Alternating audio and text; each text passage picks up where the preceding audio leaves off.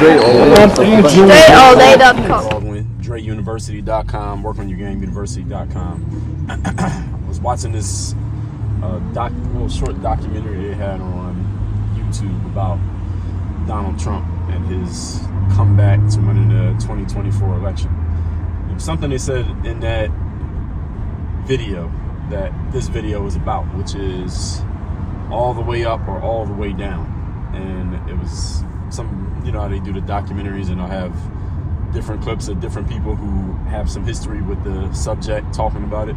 So some guy was in there and he was like, yeah, the whole story of Donald Trump's whole life, if you follow his life, is that he's either all the way up, he didn't use these exact words, but he's either he has some wild success, big success, or he has this tragic situation and looks like it's absolutely over and a complete failure, but there's no in between.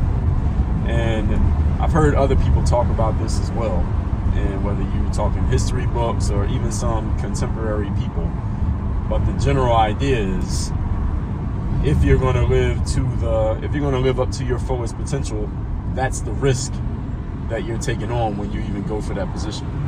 That you're either going to be all the way up where things are going amazingly, or you're going to be down where it looks like everything is falling apart and your whole situation is a complete bust and a complete failure. And it connects to a whole lot of different principles. One of them being that in order to put yourself in a position to be the best, you're putting yourself in a position to lose publicly and lose really badly in a way that would basically look like that it's going to ruin you.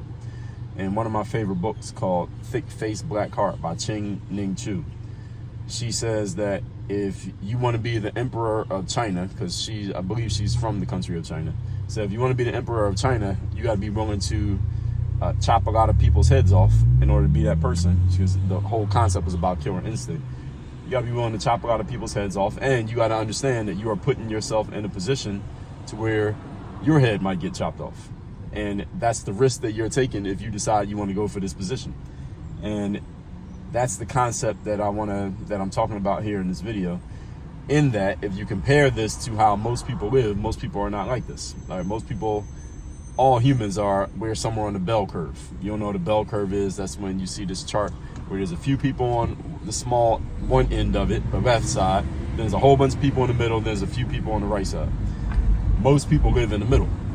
And in the middle, it's like things are not amazingly great, but they're also not terrible. And you might have shifts. And sometimes they're a little bit better. Sometimes they're a little bit worse. But generally, you stay pretty much in the same space. You're not vacillating that greatly between how good are the goods and how bad are the bads is not really that far off.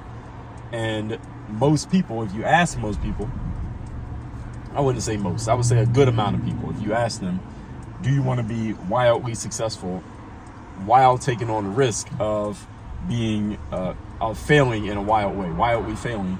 Most people, I think, not even most, let me not say most, a good amount of people would say yes. I'm willing to take the risk of failing really badly in order to give myself the chance of succeeding at a super duper high level. I think a lot of people would agree to that proposition.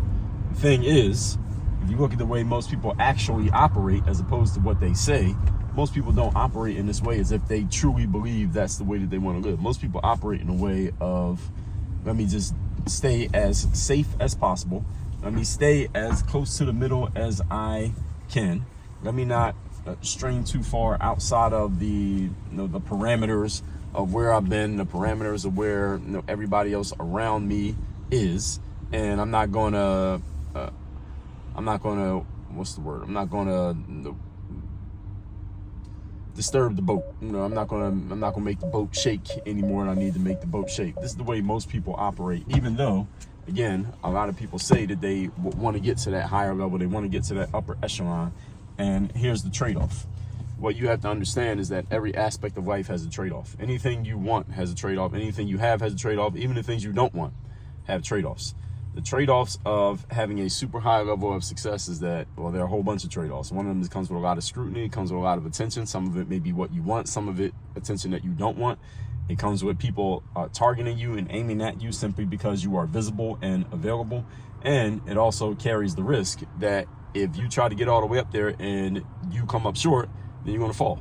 It's kind of like I remember when I was in middle school, we would go to the basketball court at the playground at our middle school, and we would try to jump up and grab the rim. The challenge with trying to jump up and grab the rim is that if you grab it, first of all, you feel really good because you're able to reach up there and get it, and you can hang on the rim. The challenge is if you try to jump up there and you almost get it, but you fall short, then you fall on the ground. And that's the metaphor that I want y'all to get from what I'm talking about here, is that you got to be willing to risk putting yourself in a position of great failure or great calamity or great loss or defeat in order to be positioned to possibly win at a great level. And the reason why many people don't win at a great level is not because only a select few are chosen to win at a great level. It's because most people are not willing to take the risk of a loss that must accompany the chance of great winning. It must accompany it. There's no way to separate these two. You want to win at a big level, you have to take the risk that you might lose. You want to be the champion in a sport, for example, well, you got to beat whoever is already the champion, which means you might get destroyed by the champion. They might just kick your ass, or you might win. But you can't become the champion without risking losing to somebody else who's just as good and they want to be the champion too. And it's the reason why, again, a lot of people never get to it, because they don't want to take the risk. It's not because you don't want the success. Everybody wants the success. Everyone wants the reward. What most people don't want is the trade-off of the possible defeat and the possible, again, risk that you have to take in order to try to get the reward. So for you, what you really need to take from this is asking yourself, how much risk am I willing to take on? How much risk am I willing to have weighing on in my mind? How much risk am I willing to have on my shoulders and on my conscience in order to get this thing that I want? This is one of the reasons why in entrepreneurship, for example, I mean, it's actually in the definition of being an entrepreneur, is a person who runs or starts a business while taking on greater than normal financial risk. The risk of being an entrepreneur carries with it the flip side, which is the reward of making your own money, how and when you want to make it, unlimited income potential, and you don't have to answer to anybody else. You get a whole lot more freedom in exchange for that risk if you're able to succeed and reach the reward. Again, if. No guarantee you're going to get there just because you tried. And that right there is the reason why I tell people, if you're going to be an entrepreneur, the two things you need are not a website or a domain name or a business card. What you need is a strong stomach, and you need big balls. And that applies to the women as well, for the exact reason that I just explained.